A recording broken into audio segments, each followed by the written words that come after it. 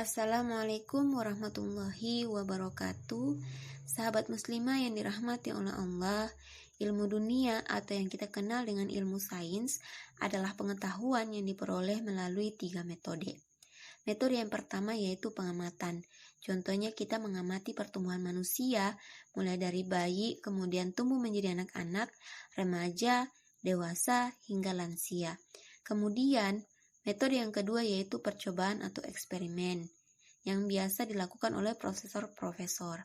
Dan yang ketiga yaitu penarikan kesimpulan dari fakta empiris. Contohnya fisika, kimia, biologi, matematika, dan lain-lain. Ilmu ini bersifat universal, yaitu sesuatu yang bersifat umum dan berlaku bagi semua orang dan tidak terpengaruh oleh pemahaman kelompok tertentu.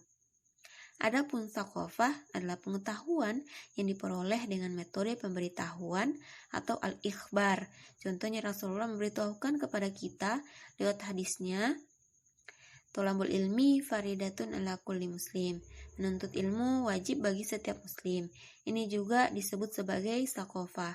Kemudian metode yang kedua yaitu menyampaikan atau artalaki. Misalnya ulama menyampaikan ilmu kepada jamaahnya. Kemudian yang ketiga yaitu istinbat, penggalian hukum dari orang-orang yang sudah memiliki syarat untuk memberi pendapat yaitu mujtahid. Kemudian tsaqafah terbagi menjadi 2. Yang pertama bersifat umum, misalnya sejarah. Kita pelajari sejarah barat untuk sebatas pengetahuan saja boleh, begitupun sebaliknya. Yang kedua, tsaqafah yang bersifat khusus pada golongan atau agama tertentu. Misalnya, kita agama Islam nih, berarti tsaqafah kita adalah tsaqafah Islam. Dan kita sebagai seorang muslim wajib untuk mempelajari tsaqafah Islam. Kenapa? Karena kita memerlukan ilmu untuk beribadah kepada Allah, seperti sholat, puasa, zakat, dan lain-lain. Dan hubungan kita dengan diri kita sendiri, bagaimana kita memberikan asupan makanan kepada tubuh kita dengan makanan yang halal dan thayyib. Itu juga memerlukan tsaqafah. Begitupun dengan hubungan kita dengan sesama manusia.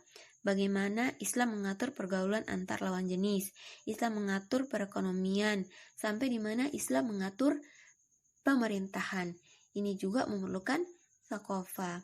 Namun, semua ini hanya bisa tercapai ketika berada dalam suatu institusi Islam, yaitu Daulah Islam. Namun, kenyataannya hari ini, umat Islam sengaja dijauhkan dari tsaqafah mereka sendiri dengan pemahaman feminisme, pluralisme, apatisme, hedonisme, sampai pada dikotomi atau pemisahan dalam pendidikan, sehingga lahirlah sekolah umum dan sekolah agama. Sehingga lahir dari situ generasi yang menganggap kesuksesan lahir dari ilmu dunia saja. Mereka bangga menjadi dokter, insinyur, tapi pada kenyataannya mereka jauh dari agama mereka sendiri. Coba kita lihat kembali 13 abad yang silam, di mana Islam berada pada peradaban emas yang melahirkan ilmuwan-ilmuwan hebat seperti Al-Khwarizmi, bapak matematika dan penemu angka 0. Ibnu al-Nafis merupakan seorang ilmuwan Islam di bidang kedokteran, dan Jabir Ibnu Hayyan yang disebut sebagai bapak kimia modern. Dan mereka bukan hanya hebat pada bidang ilmu dunia saja, mereka juga mumpuni dalam ilmu agama. Mereka menghafal Al-Quran, fikih, dan ilmu-ilmu syariat. Maka itulah bagaimana Islam mengajarkan kita untuk tidak memisahkan ilmu dunia dan ilmu akhirat, yakni tsaqafah itu sendiri. Sebagaimana Allah berfirman dalam surah Al-Qasas ayat 77 yang artinya, dan carilah pahala negeri akhirat dengan apa yang telah dianugerahkan Allah kepadamu.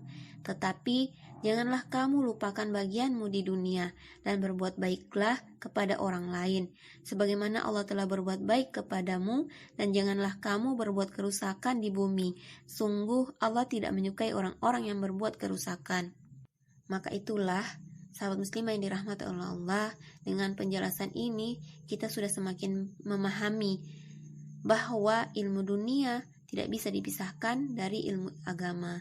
Assalamualaikum warahmatullahi wabarakatuh.